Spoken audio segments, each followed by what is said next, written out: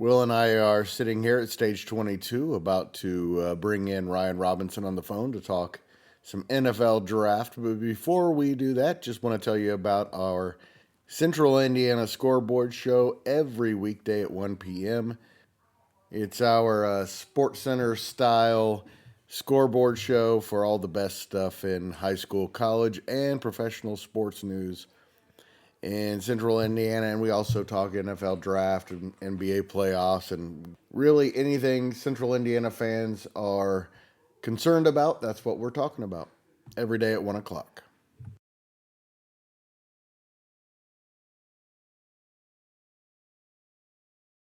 You are listening to the Central Indiana Sports Report, podcast number 243.2, the NFL Draft Special with Will Rutherford and Ryan Robinson. You're listening to the Central Indiana Sports Report with your host, Greg Mengelt. Welcome back to the Central Indiana Sports Report, live from Stage 22. Will Retherford and I here to talk about the NFL Draft, and on the phone with us is our college football expert, Ryan Robinson, here to break down the great college football stars heading to the next level. Ryan, it's been a while. Welcome back. Hey, good to be back, man. I'm happy to talk football again. Will, Will's back all the time, but welcome back, Will. Thank you. And the draft is Thursday, Friday, and Saturday this week. The Colts have the 14th pick, and we're going to talk about the Colts, but right now, just want to talk about random questions about the NFL draft for all those who are interested. And of course, we know everywhere people are interested in the NFL draft. One of the best events in the sports calendar because it gives everybody in the league hope for the future, and that's always one of the most important things in sports. The Tennessee Titans have the first pick. This is a question, Ryan, that I asked Will last week, and his answer was no. But do you see any Hall of Famers in this draft class? Potentially. I know definitely Abdul Carter from Penn State. He's going to be a beast. And if it wasn't for the heavy lean on quarterbacks being drafted first every year in this draft, Abdul Carter would be the number one pick overall. Instead, it's going to be a quarterback, more than likely Cam Ward out of Miami. But we've seen surprises on draft night. We saw it in the NBA when Orlando took, the kid from Duke. Oh, yeah, Ben Caro. Yeah, Ben Caro, when I think they had him projected at maybe 4. 3, yeah. He was going 3, yeah. Yeah, he ended up going number 1. I don't know that that's going to happen Thursday night. I think Cam Ward's going to be the overall number 1 pick. But if you're talking Hall of Famers, Abdul Carter definitely is going to be in the mix. He's going to have a great career if he can stay healthy. And then obviously you got Travis Hunter, who can do just about everything on the football field. So, I mean, there's 2. I know that's easy. Those guys are 2 of the top picks, but I just their talent, I don't see any way that they're not going to be stars in the NFL. Yeah, Will said the same thing. He said he didn't think there were any. If there was, it was Abdul Carter. So you guys are pretty. So you guys believe that I almost said Houston. The Houston Oilers are making a mistake here at number 1 if they do go Cam Ward, Ryan?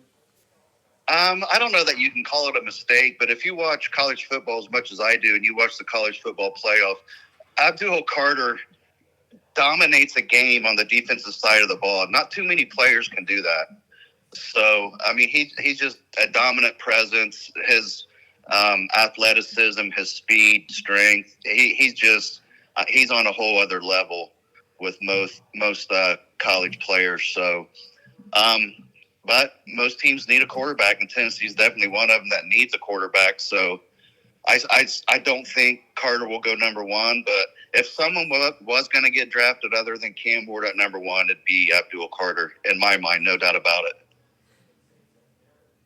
I guess kind of like Ryan, I don't know if it's a mistake. I personally, if I was the GM, I would not draft Cam Ward. I think that he is last year, Cam Ward is maybe the sixth, seventh best quarterback taken. You may have slotted him above Bo Nix, may have been the only quarterback last year that you would have said he's probably above. He played well last year, but when crunch time came, he didn't win. He didn't deliver. And I think that speaks a little bit towards him. I don't know. This has become such a quarterback. Hey, if we're going to take a quarterback even if we need it, because it is the most important position in sports. But I tend to agree with Ryan. I think that Abdul Carter, as far as projecting out 10 years from now, if he stays healthy, he'll have a much bigger impact with the Titans than Cam Ward will. Let me ask you this, Will. So, do you think there could be, let's say a quarterback is taken number one overall, could it be someone other than Cam Ward, Shedeur Sanders, perhaps? I don't see it being Sanders. I think the Titans I think they're pretty much locked in on Ward. If the Titans take the first pick, it's going to be Ward, I'm pretty sure. Yeah, I feel pretty confident that it's Ward. I think everybody's kind of, everything I've heard and watched, I would say that you'd probably slot Ward in. I honestly, I don't think that the two of them are that far apart. Quite frankly, I don't think either one of them are worthy of the number one pick. I don't think that either one of them are, you could make an argument either one of them are top 10 players overall in the draft. When you just go down the list of talent, now they are the most important position, but I don't think that either one of them are worthy of where they're going to be taken. They're going to get taken there because they're quarterbacks, but outside of needing one, I think that other teams could do better with other draft picks. Yeah, and if you look at the rankings on depth charts and stuff, I think the highest I see was Cam Ward at number 7 and Sanders at 14. Mm-hmm. But the simple fact they play quarterback, they're going to be in the mix for the top pick. And I think there's other quarterbacks that could be 2-3 years from now that might be overlooked that end up being the best quarterbacks in this draft. I think we all agree that Travis Hunter is going to be a generational athlete, probably in the area of Randy Moss and his coach Deion Sanders. Where would you guys like to see him wind up so that we can see the best of what he has? Maybe call me a hater, I guess, per se. I don't think he's going to be up there with Randy Moss. I think that he is I think he's an okay corner. I think that he's a good to great receiver. I think that he shouldn't have won the Heisman last year. I was completely on the team that Genty, with the year that he put together and what he did, he should have won the Heisman. I guess he'll go to Cleveland and waste his career away, or he'll waste the first 4 years away. It doesn't matter. Wherever he goes, he won't be used right, and it's why he'll probably never maximize his potential, because he's just going to shuffle between horrible organizations. I mean, he's either going to Cleveland or New York, and both of those are career enders for just about anybody that ends up there. So I have no... I mean, Vrabel would be great, but he's not falling to 4. No, he's not falling to 4. I want to see him go number 2 to the Giants, because I think you put a talent like that in the Big Apple, it's going to be prime time, no pun intended, maybe a little bit, but yeah, that's going to be must-see TV. And New York's already said that if they draft him, they're going to let him play both ways. So I think they'll find out ways. Actually, that's the 3 pick. So I think the Giants will find a way to optimize his skill, and what better stage to do it on than in New York City. Just to mention, Justin Tuck and Michael Strahan had pretty good careers in New York. Yeah, well, I'm pretty sure I was in like first grade when Justin Tuck retired, so it's been a while. Yeah, I didn't want to say that, but ask your dad about those two. No, yeah, I mean, I was fortunate enough to catch the tail end and really remember the tail end of Tuck's career in New York. None of Michael Strahan, but I think that he goes to New York and he plays both ways, and I think they're just going to wear him down. He's going to learn. This is grown men he's playing. This is not boys anymore like he was Not at Colorado. quite the way it used to be, where they used to wear on you that much. There's not nearly as much physicality as there used to be. I think that it's still a real physical game, and I think that it's not gonna be fun running around chasing CD Lamb, AJ Brown, Debo, or Terry McLaurin. I think he's gonna get exposed. I mean, I think you're talking about those are grown men wide receivers out there. That's a whole different ball game than what he played both at Jackson State and at Colorado. I'm not saying he's not a great athlete. The expectations that he's going to come in and be like the best athlete in the league right away that's just giving him way too much credit. This is still the NFL. And it's possible that Ashton Genty is one of those generational talents at running back, but is it worth that high of a pick on a position that A, doesn't last, and B, sometimes takes a while to get going? I mean, we just saw Saquon Barkley have a great career, but not with the team that drafted him. Right. It just doesn't seem like lately it's worth taking a guy that high. So Genty, is he worth taking in the top 10? I say no, and here's why. In the NFL, you have to have breakout speed, and once Saquon changed teams, Philly figured out how to use him, and he had so many breakout runs and led to an unreal season. But if you look at what Genty did at Boise State, when he was playing in conference, he was able to get outside, get separation, break out down the field. When you put him in that college football playoff, I mean, not to keep tooting Abdul Carter's horn, but I mean, he couldn't beat a defensive tackle. So he had like one breakout run for, I don't know, 26 runs, and he ended up getting his 100 yards, but it took him 30 carries to do it. He was in check the whole game just because he just didn't have the breakout speed at the line of scrimmage to get past elite college football programs. So I know that's just a one game sample size, but that game, it was, if you watch that game, he had no effect on that game.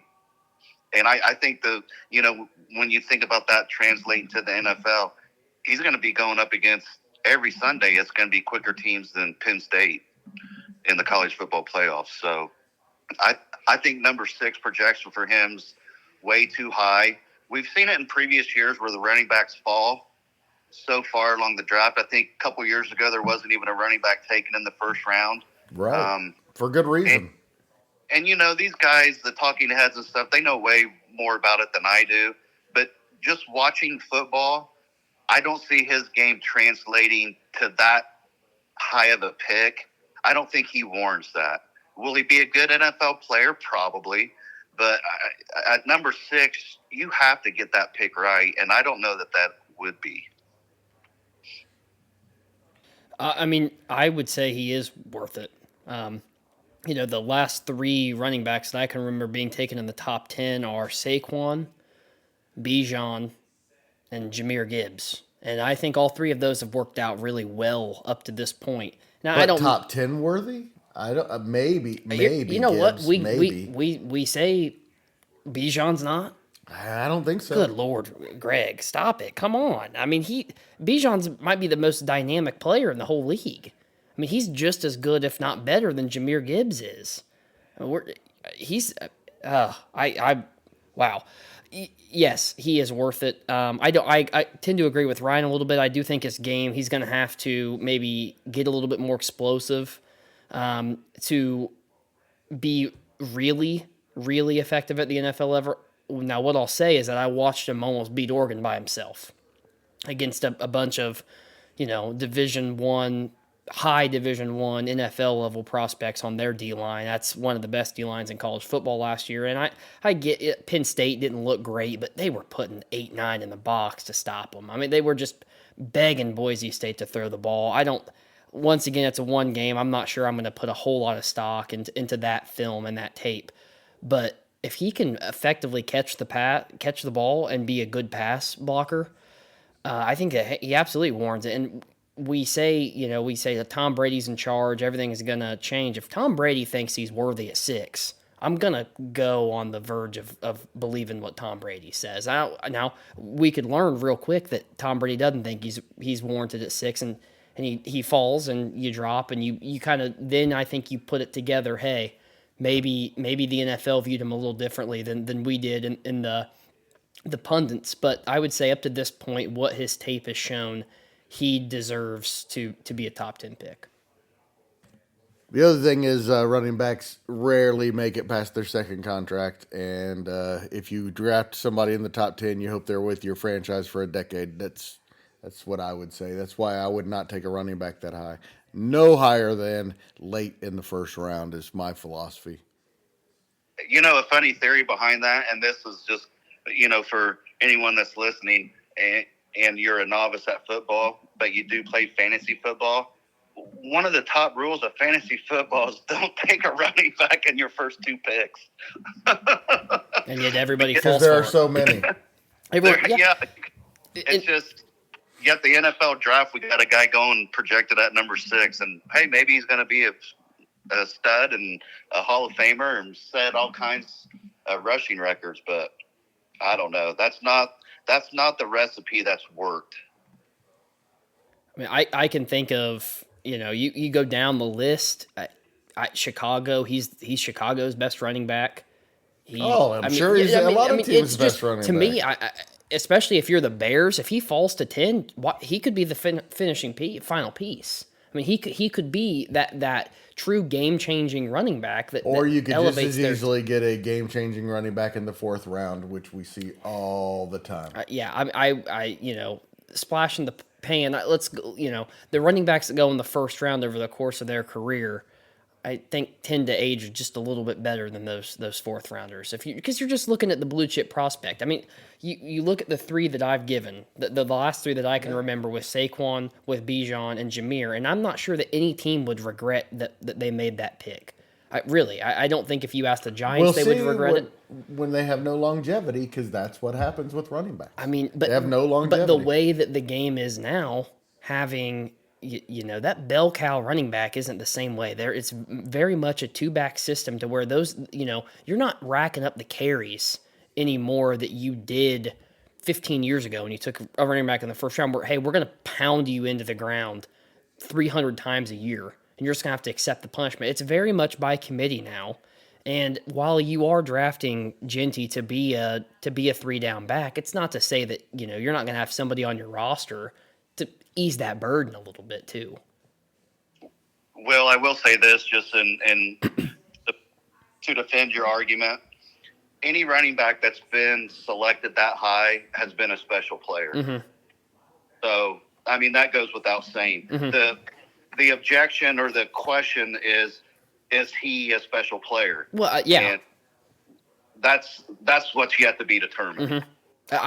I agree with you. I do think, I honestly, Ryan, I think that you're going to see the draft's going to tell what NFL franchises think about him, where they have him on their big boards and stuff. Because you could, if he all of a sudden drops to the 20s, okay, NFL, trust the scouts and the NFL eyes that say, hey, he's probably not warranted going that high. I do think that nature is going to heal itself. You're going to see where his market is quickly, I think, on Thursday night. Ryan, you brought up the quarterbacks earlier, other than Cam Ward. Your thoughts on some quarterbacks who might succeed or some that you think are going to be failures? Well, I mean, you got your obvious, the top 2, everyone's talking Cam Ward and Shadir Sanders, but, people are forgetting about a guy that just won a national championship at Ohio State and Will Howard. I mean, this guy might go 2nd or 3rd round, but I don't think someone like Will Howard gets left off the NFL roster. He's going to find a way to make the team. He's a locker room guy. He's going to be a very, very solid quarterback and a fantastic backup if that ends up being his role. Wait, isn't Jackson Dart your guy all year? Well, I'm getting ready to get to him too. Okay. So they're projecting Will Howard maybe second round. Jackson Dart's kind of borderline late 1st. mid-second, and this is all going to depend on what happens with Shadir Sanders. Well, You know, I've seen Dart as high as 9 to the Saints. I know, and it's all going to hinge on what Shadir Sanders, what happens with him and where he goes, because he can go as high as 2, as low as 21, and I don't know if a team might trade up to try to get his talents, but Jackson Dart's going to play into that equation somehow. I feel, anyways, just because I know he struggled in tight games there at Ole Miss, but he still has a really strong arm, and he's got a lot of ability in the pocket. So he's going to get an extra long look in the NFL. So I think he's going to end up finding a spot. He could be a starter. But here's my trump card, and call me Homer. Riley Leonard. Homer. Riley Leonard is going to get drafted late second, mid-third round. He's going to make a team. He's going to get a shot to prove himself. He's going to get a shot to get on the field. You look at, I don't know how many players I can compare him to, but, I mean, Josh Allen in Buffalo. That's Riley Leonard to me. Wow. His throwing accuracy could use some improvement. Some improvement. Hey, he threw some great balls throughout that season for Notre Dame. The first 3 or 4 games very inconsistent. It was a new system. He got on campus late, but by the end of the year, man, he was making throws. And I just think his work ethic and his attitude, it's going to be hard to tell him to pack your bag and go home. Maybe I'm just a hater. I don't really see any of these guys being that good. I don't think this is a very good quarterback draft class. I think Dart maybe, just because I think he's probably going to go into a better situation. He's going to be everybody's got him kind of going to Pittsburgh at 21, and I think that if he can be effective with that roster, he's got a chance to be successful. I think that Cam Ward's going to be expected to turn a franchise around with Tennessee, and I'm still not really sold on Brian Callahan as a head coach and a play caller, nor am I really sold on Kellen Moore. It's going to be his first time. That's kind of where they have Shador going to New Orleans. I just don't. Maybe I will be proven wrong. I just don't see anybody really being that good. I don't know if we look back. I think this is going to be very similar to the Trevor Lawrence, Zach Wilson draft, where you've got one guy that made it to a second contract with a team. One guy. I could absolutely see that. I think this year is, as far as quarterback goes, is like the most unknown scenarios for a lot of players. No one really even stands out, and there's nothing really great with Cam Ward. No, not at all. Nothing jumps out. It looks like a pretty good, solid, to me, guy who you're pretty sure is going to be a starting quarterback in the NFL. I'm not saying he's going to be a great one. I'm saying he's a guy that, with his tools, I'm pretty sure he's going to be a franchise quarterback. Yeah, I mean, I think Will Howard's going to look great carrying a clipboard for 10 years. Riley Leonard will be a great third guy on the UFL. I'm not going to go that far, but You guys, I just don't like this Tyler Shaw guy out of Louisville. Former Boilermaker. Great, awesome. I hope you cash in this your minimum contract while you got it and invest it well. I hope you have a good IRA, 401k, because your career is probably not going to last very long. And that's just the way that I think that looks like what it is in this class. Yeah, I don't. Everybody's trying to fit the mold. These quarterbacks are going to figure it out. Sanders has a high ceiling to me, mostly because of his football IQ. I think he's an average athlete. I think he's an average athlete at the position. He is not an average athlete.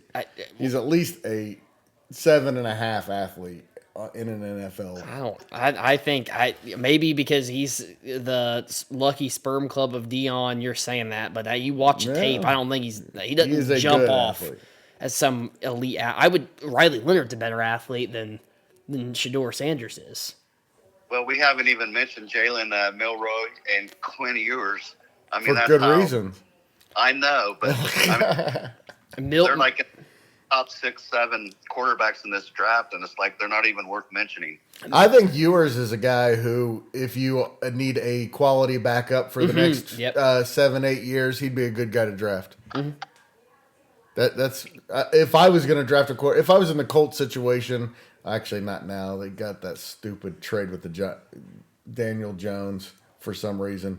But if they hadn't picked up Daniel Jones, I would have said that would be the guy I would target late in the draft. I think he's got a big arm. I think that he played big time football at Texas. I think that goes a long way. Milroe's one of those. He is just such a freak athlete. And honestly, I feel like with what's happened with Richardson, it's hurt Jalen Milroe's stock, if that makes sense. Because everybody's kind of seen how the Richardson 3 years has gone, and I feel like that Milroe is a big comp probably to Richardson, even faster, even springier than Richardson is.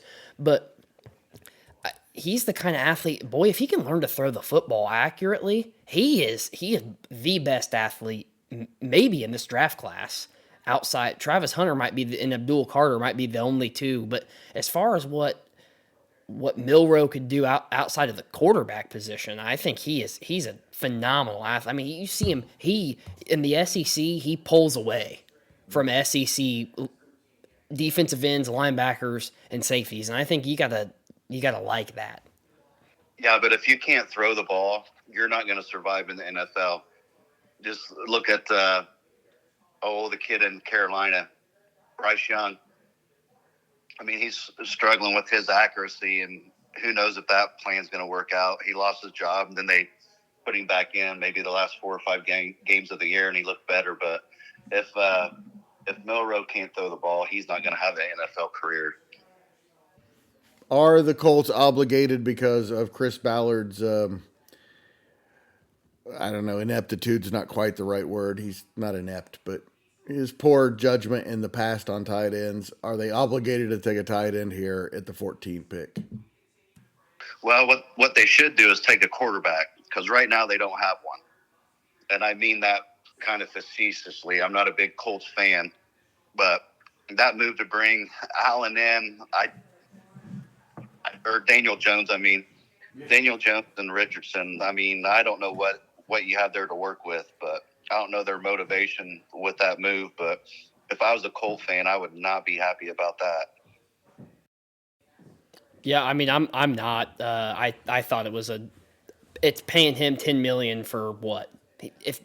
Nobody. If Richardson doesn't work out, are you going to Daniel Jones as your franchise quarterback? Hell no. I think between those two, Daniel Jones will be starting week 1. If Daniel Jones is starting week 1, they're going to have to really work on selling the fan base, because people will not show up. People are tired of this Colts organization doing. And to be quite frank with you, based on the comments I've seen from Chris Ballard, he might just be the biggest dipshit I've ever seen in an NFL front office in my life. He absolutely has to take a tight end. Absolutely. This is an excellent tight end class, and he's done nothing but swing and miss on tight ends his entire time there. And quite frankly, it's why his ass is on the hot seat. One of them, because the tight end, if he takes a guard, he takes this, that, or whatever, does whatever he does, it's going to be riot in Indianapolis. They want a tight end. The Colts have not made splash plays like this really ever. They need a tight end. They need a game changer down the seam. And if he doesn't, then he needs to hire a U-Haul company for the end of the season, and honestly, he needs to get Shane one too, because he's going to put Shane in a blender. If it's anything but a tight end, Shane Steichen, he's as good as gone.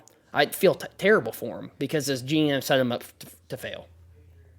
Will, do you think Tyler Warren will be available at that 14 spot? I don't. If he is and Loveland's available, I'd take Loveland over Warren.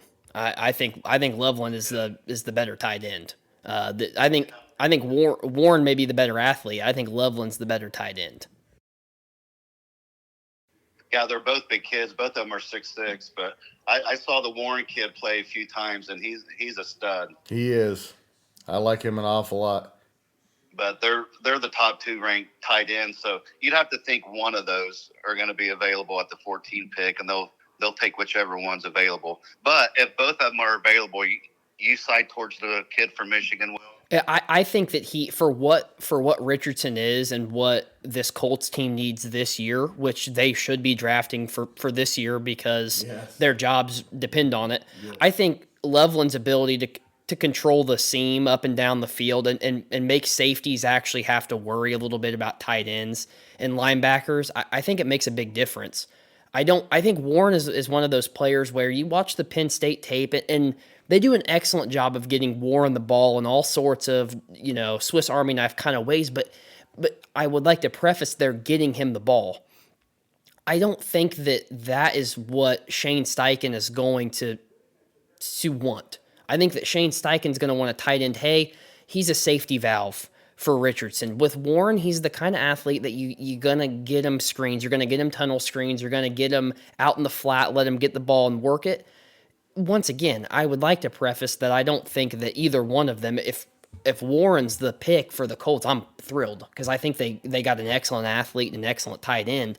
But I think for what the Colts need, I also lean Loveland with his blocking. I think he's a much better inline blocker than Warren is, which is something that this Colts team needs when they're in max protection. I think that Loveland, to me, his NFL comp is George Kittle. I really think that if his... I was just going to say that. I was like, wow. If you're going to compare the two, Loveland is more like a George Kittle. He's going to be good out the ball. He's going to block like a beast, If you could get George Kittle at this number 14 spot, you'd certainly take it. Absolutely.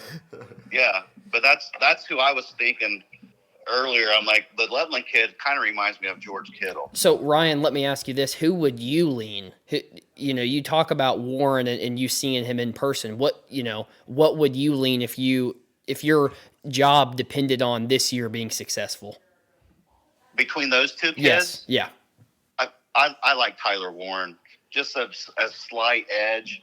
I just think once he has the ball, he's a little bit harder to bring down. I think he's got a dog attitude. Watching him play, he just brings a lot of emotion to the game. I like how he plays. He's just in the trenches, and but he can still run a good route. He's got great hands, and he's a very capable blocker. So I would give the edge towards Warren, but like I said a few minutes ago, you're not going to go wrong with either one of those two. No, it's got to be one of those two. Anything short of that is failure, and you just got the fan base completely uninvested in this season already. You're already fighting an uphill battle, and Colts fans really aren't happy with how these last 3 or 4 years have gone. It's Colts fans have been patient, honestly, way more patient than a bigger market team would be, and I think we had 20 good years. I think it's running thin. I think that patience is running really thin. For sure, they've lost me. They lost me last year. So everything I'm hearing when it comes to the 14 pick and the Indianapolis Colts, the selection's in, they better have a pick that the fan base is excited about. Yeah, they need. I hope so. Absolutely, they need energy. They need to field their best roster, and maybe drafting a guard looks better 5 years from now, but it's not going to look better next year. It makes no difference to them next year whether they draft the best guard available or, it just doesn't, because their offensive line is good enough. They have Jonathan Taylor in the backfield. They have Richardson. Richardson, I hope to God, is the quarterback. You've got him in the backfield, and they need capable blockers. They don't need great blockers. Yeah, agreed. And so I think that if you can go get a guard in the 3rd round, great. I love that you went and got a depth guard. You develop them, which is one thing that Ballard has done well in his tenure, is he has drafted and developed. He hasn't really developed them, but he's drafted offensive linemen really well. That they've developed. Yes, and I think that's important. That's really important, and so they need to. It's got to me as a Colts fan. It's got to be tight end 1, linebacker 2nd round. Any other alternative to that is a failure. Let's say that Warren and Loveland both go in the top 8, and the Colts just didn't get in there. Anybody else you like? I love Jihad Campbell, the linebacker from from Alabama. If they could get him, that starts to solidify what looks like a pretty darn good defense. Mm-hmm. Yeah, I mean, I don't think that it's a bad pick at all. If Warren and Loveland go before 14, the draft went somewhere I didn't expect it. Exactly. Honest to God, as much as I love Campbell, I think that if they don't get either one of those, you're going to see a Chris Ballard trade back. I think that's what you need to expect. I don't think you're going to see 2 tight ends go in the top 13 picks. So one of those kids are going to be available. And Will, I find it, I guess, surprising you're still holding out hope that Anthony Richardson's the man. Me too. If he's not, they got to just restart over. So at least there's a ceiling with him. Yeah, you know what Daniel Jones is. He's proven it year after year that he is. You hope he's mediocre. Yeah, you hope he's mediocre. Richardson's ceiling is best athlete in the NFL. Best athlete in the NFL. Yeah, that's what his ceiling is. People can laugh, say whatever. I have no faith right now that he'll ever get there. No, but there's still a chance that he can get there. I watch how he's played those last games he played in, and I still think that. I mean, even that Detroit game that he played, where his completion percentage was 40%, he was running for his life. I mean, he was doing the fact that he didn't take a sack in that game should go to tell you. I don't know if there's a quarterback right now that I'd say avoids sacks the way Richardson does. He just doesn't go down, and that's important because sacks are drive killing. They've got to design the offense around. Yes, they have to, and I think that Steichen, it was a colossal mismanagement of his play calling last year with Richardson. I thought he was really good. Richardson's the first 4 games that the Colts played before Richardson's season-ending injury. I thought that Steichen did a brilliant job of drawing up game plans and plays that suited him best. And last year, I just don't think he did that. Looks like to me Cam Ward is clearly going to be the number 1 pick. Ryan, after that, the Browns are number 2, so who knows what's going to happen. I mean, there hasn't been a lot out of Cleveland saying what they're going to happen. What's a scenario that you could see that would make this a lot of fun to watch this first round? Well, I think it's going to come down to the 2 and 3 pick. It's going to be, is Sanders going to go with the second pick? Is Travis Hunter going to go with the second pick? Or is Abdul Carter going to go with the second pick? That's going to change the whole trajectory of probably the first 21 picks, because that's going to either eliminate Sanders, which is going to eliminate some movement, maybe teams trying to trade up or back to stockpile some assets. If Hunter, man, I don't want him going to Cleveland. I want him going to New York. But I kind of hope he ends up in Boston or in New England. Well, I don't know how. I don't think there's probably a slim chance he's still. They can move up. You see teams move up one spot a lot. Honestly, Ryan, I think that if Cleveland takes Sanders, I think that Hunter to 4 it definitely could happen, because I could see I could see, and I think, to me, kind of like what Ryan said, I think Sanders at 2 is the only thing that really flips this draft on its head. Because then. Definitely, because if he goes at number 2, I think Carter is your next pick, or Hunter, and then, man, that just changed everyone's outlook. The Patriots hope that happens. Yeah, and the Browns are the team that could do it. Yeah, I mean, absolutely. To me, and because I think what does, if Sanders goes 2, then there's that chase between the Saints and the Steelers to go get, if they have to go get Jackson Dart, there's going to be a chase to go get him. We took a little break there for a second, and Will and I were saying that, Ryan, that this looks like a pretty good draft, especially if you don't look at the top of the draft, where it might be not as good as a lot of years, maybe not as many franchise guys. But when you start to look toward the end of the first round, a lot of really good players. Anybody you like later in the draft that you think teams should be keeping an eye on?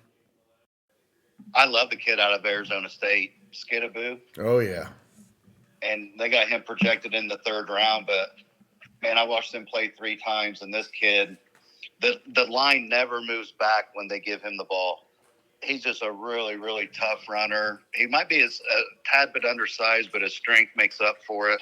So I think if a And team he's an gets animal.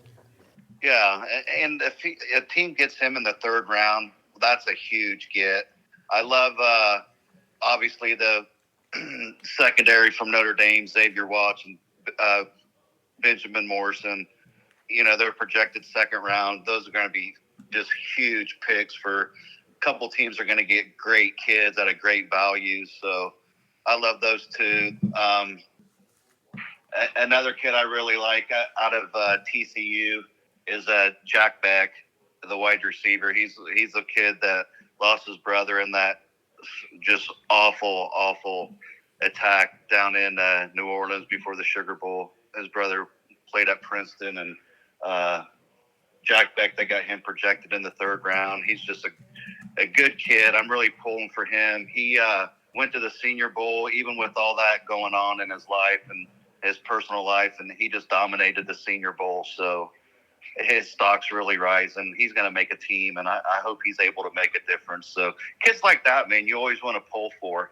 I look at him. I look at Scadaboo from Arizona State, and they remind me of Drew Tranquil, who you're not going to keep guys like that off your team. They're just going to find a way to outwork you, out hustle you, make plays. And another one from Notre Dame too, Jack Kaiser's the same. He might go 4th, 5th round, but I hope he makes a roster. Those are guys that you really want to pull for, that put in the work, and they're great teammates, great people in the community. So I'll be seeing what happens and where they go. Yeah, I think that there are spots later where teams can really get bargains, I should say. Their draft capital where, they're probably second round grade, but you kind of get them in the 4th round because it's deep and they just kind of fell and slipped through the cracks a little bit. I like the Scadaboo. I think the Colts are a potential landing spot for him. I think he could be really good change of pace back for them. I'd much rather have him in the 3rd round than take a running back in the top 9. Well, that kid's going to be a fan favorite wherever he ends up. He's a good second back. He's not a first back. I would still. Yeah, of course. I'd still take Gibbs, I think. Oh yeah, he's a niche player. Exactly. He's a niche player. He's a bowling ball, but and I think that a team draft him in the 3rd or 4th round, that's what they're going to use him for. They're going to use him for what he is used. I think he kind of reminds me a little bit of Audric Estime at Notre Dame last year. Scadaboo obviously had a much better year than Estime put together in South Bend, but just that bowling ball kind of real downhill runner. I think that he can have that same impact, similar to what Estime did for Denver this past year. I think he could be a difference maker. I think that Scadaboo is obviously played his tail off in that their loss to Texas, which was a shame because they deserved to win that game. They played hard, but that's the way the cookie crumbles. I definitely think that the Tyler Schau guy out of Louisville, if he can, I think he's probably the best pure passer in this draft class. He's somebody that if he can be a starter and you got him in the 2nd or 3rd round in a draft that you had 8 quarterbacks take, or not 8, but you had 6 quarterbacks taken before him, I think you feel pretty happy about that. I think he could be a really good bargain guy. It kind of slipped through. I think Emeka Egbuka is somebody that if you get him at the 2nd round, that's a steal because he is going to be an absolute star. He kind of got overshadowed a little bit with Smith and Jigba coming through, with Jeremiah Smith, with Marvin Harrison Jr. He's kind of played second fiddle to everyone, but let's not forget he also has the Rose Bowl record for most receiving yards in a game. So he can be a real difference maker. Yeah, he could be a number 1 receiver for a team, no question about it. Absolutely. I'd love to see him with the Colts. We were talking about Scadaboo a minute ago, and the player he reminded me of is the fullback from the 49ers who's made a career in the NFL. Juszczyk, yeah. Yeah, just being a bully. He reminds me so much of him. So I think that kid's going to find a spot in the league for a long time. We got about 8 minutes left. Ryan, you got a few more minutes? Yeah. All right. Well, I'm just going to throw out some names, guys. Tell me if you have any thoughts on them. Jalen Walker and Michael Williams, the defensive ends from Georgia. Going to be good professionals. All right. Mason Graham from Michigan, Ryan. Mason Graham from Michigan is going to be a top 10. Going to be very good. Very good.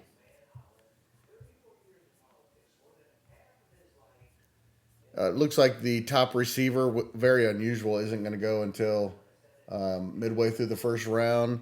McMillan, anybody in any of those guys, wide receivers guys who project well in the NFL to you? I think Ibuka to me is my one. I think he's the best receiver in this class. Whoa. I do. I think he's really good. I think he is really slipping under the radar because of who he's kind of been overshadowed by at Ohio State. But he's been a really good second fiddle at Ohio State. National champion. McMillan is somebody I don't think he's elite off the line of scrimmage. I think he could be susceptible to press coverage a little bit, but his size could definitely make him a real dominant force. I just really like Buka. I really think that he is going to be a great professional. I think he's going to play a lot like Jackson Smith and Jigba. He may not be excellent right away, but give him 2 years, and I think that he is going to be a one wherever he's at. Gives me very Devontae Smith vibes a little bit as far as his crispness and just his ability to be a great receiver at all levels. I like the kid out of Texas, Matthew Golden. I know he's a little undersized at 5'11", but he ran a 4.3 at the combine.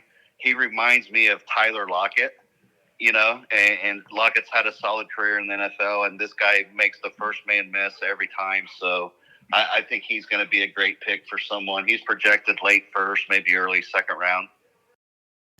We've obviously talked about running back a lot. Scattaboo, Amari and Hampton's going to be a good one. Any other running backs? I think both Henderson and Judkins from Ohio State, I think they're both late first round grades. I would not, if I'm a Philly, a Kansas City, a Buffalo, a Commanders, I'm not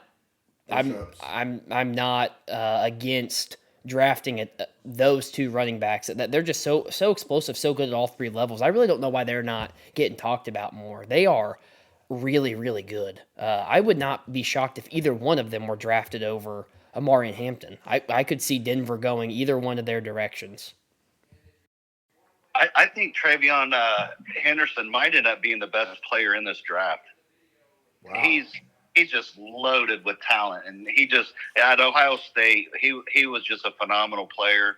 They got him projected, I think, in the second round, but there's such a fine line between mid-first and mid-second that I think he's the guy that's probably slipped down too far. That's going to be a really, really good player for someone.